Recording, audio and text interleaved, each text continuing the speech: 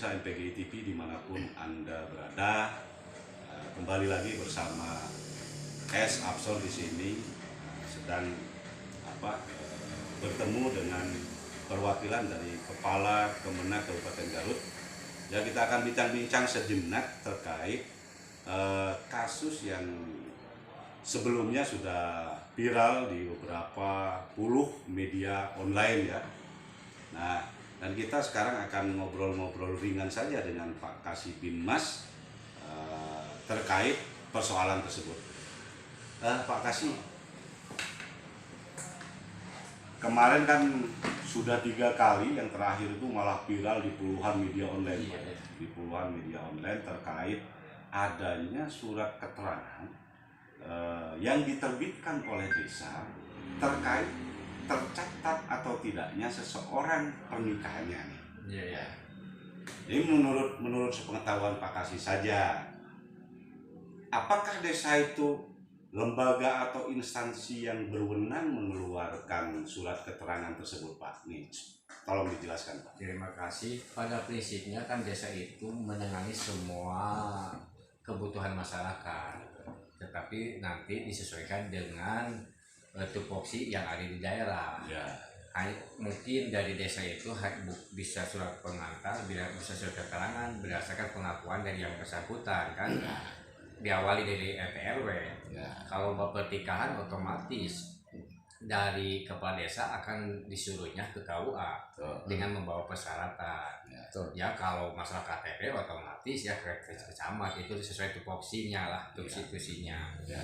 Nah, kaitan yang terjadi di Kecamatan Pakenjeng, orang tersebut, Enggak, maksud saya gini, Pak. Apakah desa berwenang menerbitkan surat keterangan atas tercatat atau tidaknya orang yang pernah melangsungkan pernikahan, itu maksud saya itu? Dijawab dulu, Pak. Ya, justru makanya dari desa itu menyuruh untuk ke KUA dibuktikan. Nah, apakah ada di KUA itu catatan orang tersebut tadi itu sebatas mungkin itu bisa surat pengantar, kan harus ada surat pengantar dari desa itu.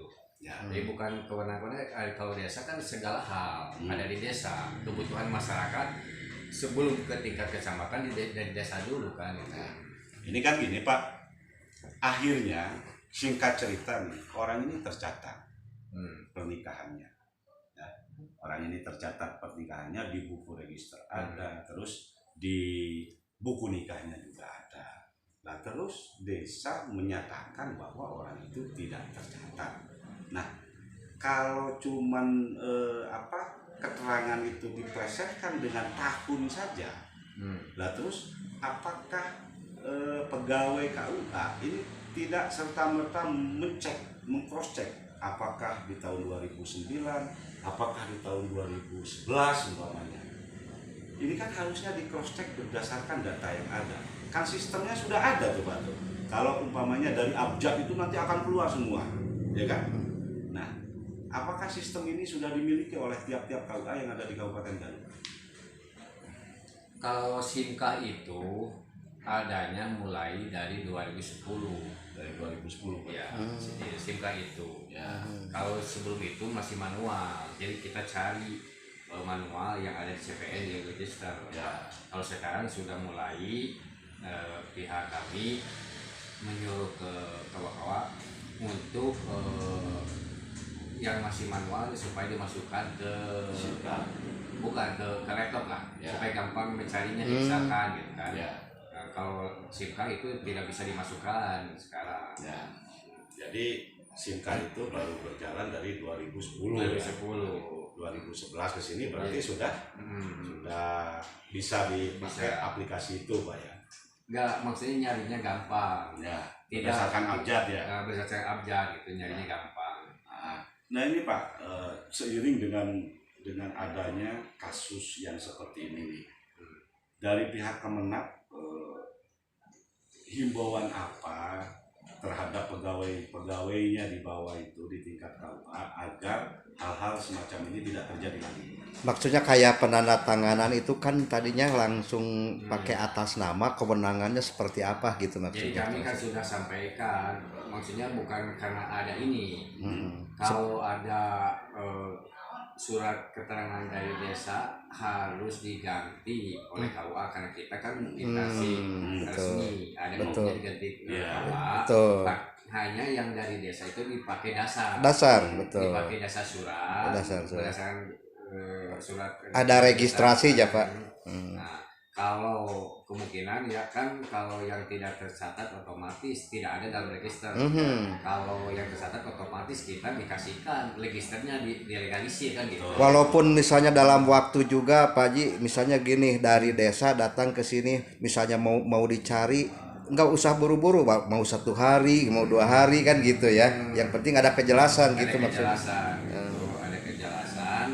Jadi saya sudah sarankan, tapi kan intinya supaya tidak kan masyarakat merasa dilegalkan. Merasa dilegalkan dengan surat keterangan ini sudah ada keterangan dari desa. Contohnya masyarakat mau sebagai persyaratan ke bank atau apa, tidak tercatat petikahannya. Kalau sebatas itu kita dianggap melegalkan kan. Nah, kita tetap ke prosedur bagaimana caranya supaya masyarakat dari tidak tercatat menjadi tercatat. Kalau yang sudah lama berarti isbat nikah. Menurut Bapak apa yang dilakukan oleh KUA Pak Kenjeng ini sudah melalui prosedur nggak? Dicek dulu di pernikahan di itunya sudah melalui prosedur atau enggak? Sudah saya tanya, apakah sudah dicari?